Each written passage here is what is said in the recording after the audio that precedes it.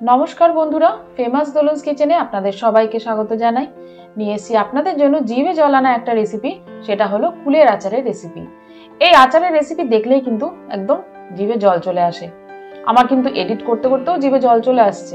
যাই হোক, এডিট তো করতেই হবে আপনাদের জন্য। এখন আমি আপনাদেরকে করে দেখাবো কিভাবে চিনি দিয়ে এই কুলের আচার তৈরি করব আর কি কি মশলা দেব।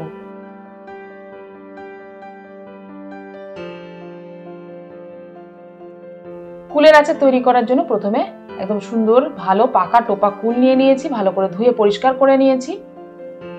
এখন একটা ভাজা মশলা তৈরি করব। তার জন্য খালি কড়াইয়ের মধ্যে কয়েকটা শুকনো লঙ্কা দিলাম, তার মধ্যে দিয়ে দেবো এখন কয়েকটা গোলমরিচ। গোলমরিচগুলো দেওয়ার পর আবারও ভালো করে ভেজে নেব। একটু দিয়ে দিলাম একটা কালো এলাচ, মানে বড় এলাচ। এখন দিলাম মৌরি, দিয়ে দিলাম ধনে, গোটা জিরে দিয়ে দিলাম, তার সাথে সামান্য মেথি দিলাম। মেথির পরিমাণ কিন্তু খুব বেশি দেবেন না, তাহলে তিতো হয়ে যাবে। এবার সব উপকরণগুলো একদম লো ফ্লেমে বেশ কিছুক্ষণ ভেজে নিলাম। তারপর গ্যাসের ফ্লেমটা অফ করে দিয়ে এই মশলাগুলো একটু ঠান্ডা করে নিয়ে তারপর কিন্তু মিক্সার গ্রাইন্ডারে খুব ভালো করে ফাইন পাউডার তৈরি করবেন।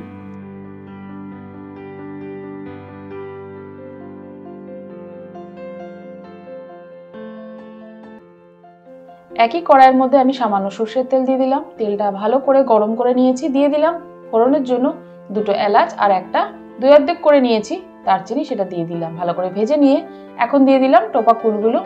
কুলগুলো দেওয়ার পর পরিমাণ মতো সামান্য নুন দিয়ে দিলাম। দেওয়ার পর ভালো করে নেড়ে চেড়ে দিয়ে ঢাকা দিয়ে দেবো। ঢাকাটা খুলে নিলাম। এখন কিন্তু আমি এখানে পরিমাণ মতো জল দেব, যাতে এই কুলগুলো ভালো মতো সেদ্ধ হয়। আবারও কিন্তু ঢাকা দিয়ে দেব।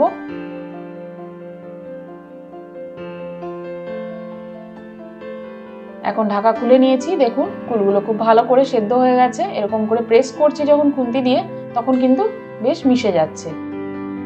কুল যতটা টক হবে ততটা পরিমাণ আপনারা কিন্তু চিনি এখানে ব্যবহার করবেন। আমার এখানে কুল যেরকম টক, আমি সেই অনুপাতে কিন্তু চিনি ব্যবহার করলাম। চিনিগুলো দিয়ে দিলাম। দেওয়ার পর ভালো করে মিশিয়ে দিচ্ছি।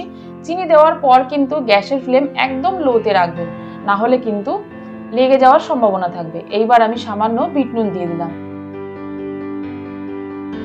আর এখানে এই কুলের আচারের ফ্লেভারটা যাতে একদম সেই স্কুলের সামনে যে কুলের আচার বিক্রি হতো সেরকম যাতে হয়, তার জন্য এখানে একটা সিক্রেট জিনিস দেওয়া হয়, সেটা হলো তেঁতুলের পাল্প।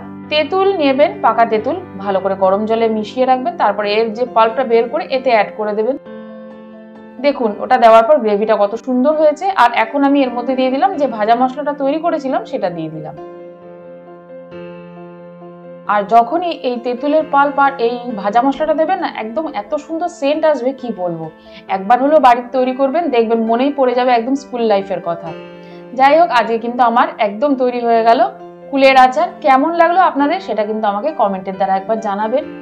আর ভালো লাগলে আপনাদের আত্মীয় বন্ধু বান্ধবদের সাথে শেয়ার করে দেবেন, যাতে করে তারাও বাড়িতে তৈরি করতে পারে। আর ফেসবুক পেজ থেকে যদি আপনারা আমার এই রেসিপিটা দেখে থাকেন, তাহলে কিন্তু ফেসবুক পেজটাকে লাইক ও ফলো করে নেবেন।